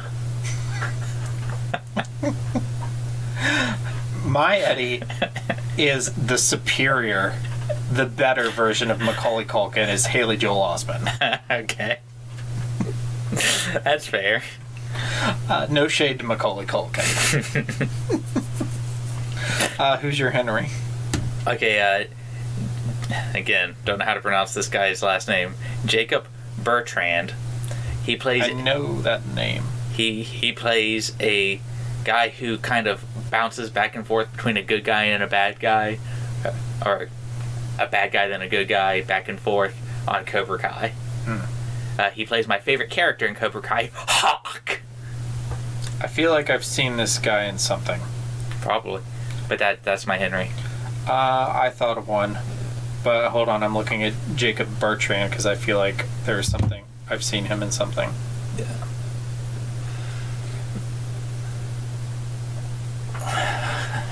But I envision him playing very much just Hawk as Henry Bowers. My Henry Bowers is Ben Foster. Trying to think of something that you may have seen that he was in, which is going to be hard because he's not a big actor. You haven't seen Inferno, have you? Mm-mm. No. There was an old Disney show sitcom that was on in the early 90s called Flash Forward. Mm-mm. No. The only Disney show I've seen is That's So Raven. That's the only one you've seen. You've never seen any other Disney show. Kim Possible. I was gonna say, because you and I are both such a unstoppable. The Rufus. Yeah, no, I was thinking of another Disney show joke to make. The Timon and Pumbaa show. They had a show. I can't remember what it was called. All right.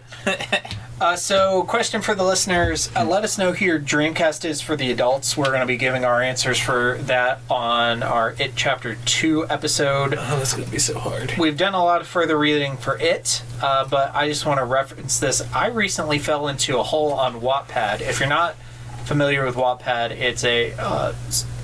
it's a short story, poetry, kind of fan fiction site for amateur writers. I should really put some of my short stories on there. There is a huge community of people who write porn fanfics of the Losers Club. Specifically like Bill and various other and from this movie specifically, like Jaden Martell, the kid in this movie, there's a lot of them.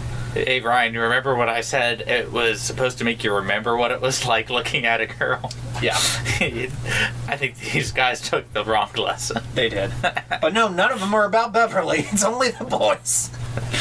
Well, yeah, because no, you'll have to edit that out. Okay. I'll keep that comment. So, upcoming on the Horror of Babylon, we have a new piece of content. In addition to the live streams we've been doing, we are doing some Let's Plays. Our good friend Hef has been playing the Amnesia Descent into Darkness. There's a new episode of that dropping on YouTube every Wednesday, so you can check that out. Around noon is when they get uploaded. Our next episode will be a book episode. It's coming out Sunday, July 24th. We're reviewing Carmilla by J. Sheridan Le Fanu. And then the last Sunday in July, we will be covering It Chapter 2, which with that, or we're going to be dropping a bonus episode at some point comparing It and Phantoms, will be our last hurrah with Stephen King's It until we hit our 10-year anniversary and we decide to cover It again, because fuck you guys, we want to. We'll cover the new adaptation. We're also taking suggestions for what we should be covering in Season 2, which starts at the end of October on Halloween. Let us know. We'll add them to our short list. I've also finally settled on which H.P. Lovecraft story I'm going to subject you to. Yay, what is it? It's Call of Cthulhu. Yay, we're going to do that one. So I think our definites, just a few previews here, we're definitely going to, in season 2, so next year, we're going to do Call of Cthulhu, Ringu. I think we'll probably do Pet Sematary and The Shining. Frankenstein, Dracula. I think those ones are probably pretty definite. Yeah. Yeah. Especially Dracula. Yes. Whew, I'm tired. I am also tired. Let's stop doing this. And I've been chugging coffee this whole time. All right, thanks for doing this. Anytime, my bad. Bye. Stay scary. Stay scary, everybody. And now for the obligatory socials. Please like, share and subscribe. Follow Daniel at DStarSick on Twitter. Follow Ryan at Darth Damio on the Bluebird app. You can find the podcast on Twitter at HorrorPod69. You can also follow us on Facebook, Instagram, Slasher and Goodreads. Become part of the Disturbed community by asking for the Facebook group and Discord links. Send dick pics to the Horror of Babylon podcast at gmail.com. Support the show at patreon.com/the Horror of Babylon. And finally, you can let your friends know that The Horror of Babylon is available on YouTube, Apple Podcasts, Spotify, Audible, Stitcher, Google Podcasts, Amazon Music, Podcast Addict, TuneIn and the iHeartRadio app. Stay scary.